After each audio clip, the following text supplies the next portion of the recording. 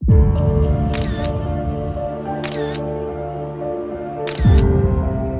মুক্তিযোদ্ধা lieutenant colonel Shariful হক ডালিমের দেওয়া সাক্ষাৎকারের পর নেটিজেনরা সামাজিক যোগাযোগ মাধ্যমে যাকে মেজর ডালিম বলে মন্তব্যের তীর ছুড়ে দিয়েছেন, সেই মিনহাজুল আরিফিন সিদ্দিক নিজের অবস্থান পরিষ্কার করেছেন। সোমবার সন্ধ্যার দিকে তার নিজের ফেসবুকে এক স্ট্যাটাসের মাধ্যমে তার অবস্থান তিনি পরিষ্কার করেন।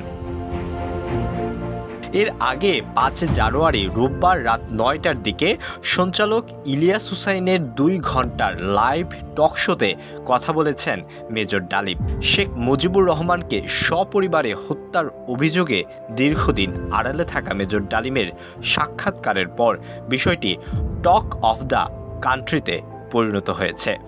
সামাজিক যোগাযোগ মাধ্যম থেকে শুরু করে সর্বত্রই আলোচনায় মেজর ডালিম ইস্যু। যে বিপ্লবের লক্ষ্য থাকে, সেই লক্ষ্য একমাত্র বিপ্লবীরাই অর্জন করতে।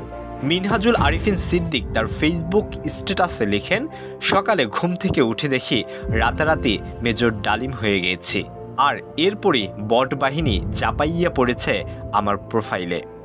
সবাই যেটা ভুল বুঝতেছে যে উনি মেজর ডালিম, আসলে উনি মেজর ডালিম না, আর উনি সাদা মনের একজন মানুষ, ভালো মানুষ। ইলিয়াসের টকশোর শুরুতে মেজর ডালিম বলেন, নতুন প্রজন্মের ছাত্র জনতাকে যারা আংশিক বিজয় অর্জন করেছেন তাদেরকে লাল শুভেচ্ছা জানাই। বিপ্লব একটি সমাজ, যে কোনো রাষ্ট্রে একটি চলমান প্রক্রিয়া। সেই অর্থে তাদের বিজয় এখনো পুরোপুরি অর্জিত হয়নি। ২৪-এর গণ অভ্যুত্থানের নেপথ্যের নায়ক ছাত্র জনতাকে পরামর্শ দিয়ে তিনি বলেন, ভারতীয় সম্প্রসারণবাদী হিন্দুত্ববাদী ভারত যার কবজায় আমরা প্রায় চলেই গিয়েছি, সেই অবস্থান থেকে সেই ৭১-এর মতো আরেকটি স্বাধীনতা অর্জন করতে হবে, যে আমরা এই সংগ্রামে জিতবই।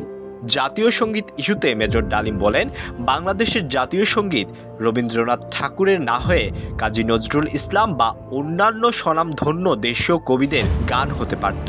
ভিনদেশে একজন কবির গানকে জাতীয় সঙ্গীত বানানো পৃথিবীর ইতিহাসে বিরল বলে মন্তব্য করেন তিনি।